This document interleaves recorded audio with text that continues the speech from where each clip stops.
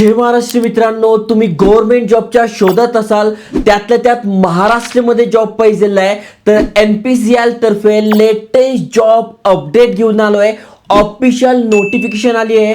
2 दिवसापूर्वी short notification आली होती, पण जोपर्यंत डिटेल ऑफिशियल नोटिफिकेशन येत नाही तोपर्यंत आपण व्हिडिओ बनवत नाही. आता ऑफिशियल नोटिफिकेशन आली आहे. 15 जानेवारी पासून फॉर्म भरणं सुरू होत आहे. 4 फेब्रुवारी पर्यंत आपण अप्लाय करू शकतोय. डिटेल मध्ये समजून घ्या, कारण की तुमचा ITI झालाय, डिप्लोमा झालाय, 12वी पास आहात, तुम्ही ते अप्लाय करू शकताय. सॅलरी चांगली आहे, पोस्ट चांगली आहे, भरपूर सारे बेनिफिट मिळतात. त्यामुळे डिटेल मध्ये समजून सांगतोय. तुम्ही किंवा तुमच्या फॅमिलीमध्ये कोणी इंटरेस्टेड असेल त्यांच्यासोबत नक्की शेअर करा. चला तर बघूया डिटेल मध्ये.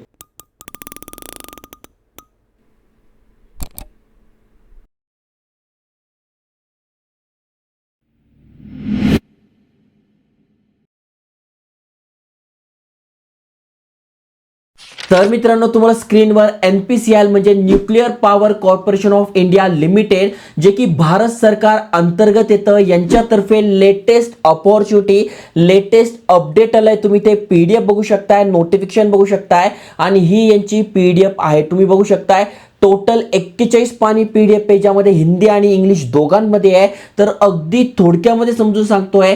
जसं की तुम्ही ते बघू शकताय, 15 जानेवारी 2026 पासून अप्लाय करणं सुरू होत आहे. 4 फेब्रुवारी 2026 पर्यंत अप्लाय करू शकतोय. पेमेंट करायची शेवटची तारीख पण 4 फेब्रुवारी असणार आहे. भरपूर साऱ्या पोस्ट आहे, जवळपास 135 प्लस पोस्ट आहे, वेगवेगळ्या डिपार्टमेंटमध्ये, वेगवेगळ्या डिव्हिजनमध्ये. जसं की तुम्ही ते बघू शकताय कोणासाठी किती पोस्ट आहे. पण आपण अगदी सोप्या भाषेत आपल्या मराठीमध्ये समजून घेऊ. जसं की तुम्ही बघू शकताय, NPCL जी भरती निघालेली आहे त्यामध्ये सगळ्यात महत्त्वाचं म्हणजे जी पहिली पोस्ट आहे सायंटिफिक असिस्टंट, ज्यामध्ये तुमचा डिप्लोमा झालाय, BSc झालाय, तुम्ही अप्लाय करू शकताय.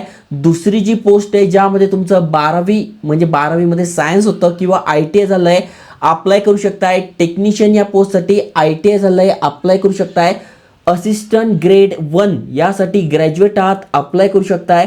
एक्झिक्युटिव्ह ट्रेनी यासाठी तुमचं BTech झालंय, अप्लाय करू शकताय. आणि अप्रेंटिसशिपसाठी पण भरती आहे, ज्यामध्ये ITI, डिप्लोमा आणि डिग्री तिघांसाठी ते संधी असणार आहे. आता यासाठी वयोमर्यादा काय तर तुम्ही बघू शकताय, कमीत कमी तुमचं वय 18 पाहिजे, जास्तीत जास्त तुमचं वय 25 ते 30 हे पदानुसार असणार आहे. पण त्यातल्या त्यात तुम्ही कॅटेगरीत नसाल तर त्या सुद्धा तुम्हाला सवलत लागू आहे. म्हणजे SC ST साठी 5 वर्ष, OBC साठी 3 वर्ष आणि एक्स सर्व्हिसमॅन वगैरेंसाठी पण असणार आहे. जसं की आपण डिटेल PDF मध्ये बघितलं तर तो क्रायटेरिया सुद्धा आपल्याला दिसून जाईल. जसं की बघा, इथे पोस्ट नुसार दिलेलं आहे की तुम्हाला सॅलरी किती मिळणार आहे. जी पहिली पोस्ट आहे तिथे मिनिमम एज किती पाहिजे, मॅक्झिमम एज किती पाहिजे, सॅलरी किती मिळते, दुसऱ्या पोस्टसाठी किती आहे, तिसऱ्या पोस्टसाठी किती आहे, हे डिटेलमध्ये दिले आहे. जसं की तुम्ही ते चेक करू शकताय.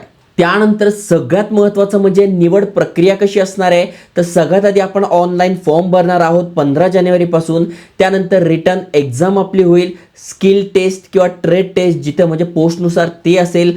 त्यानंतर तुमच्यावर ऑनलाईन डॉक्युमेंट व्हेरिफिकेशन होईल, मेडिकल होईल, आणि त्यानंतर तुमचे एक्झिक्युटिव्ह ट्रेनी या पदासाठी भरती होईल.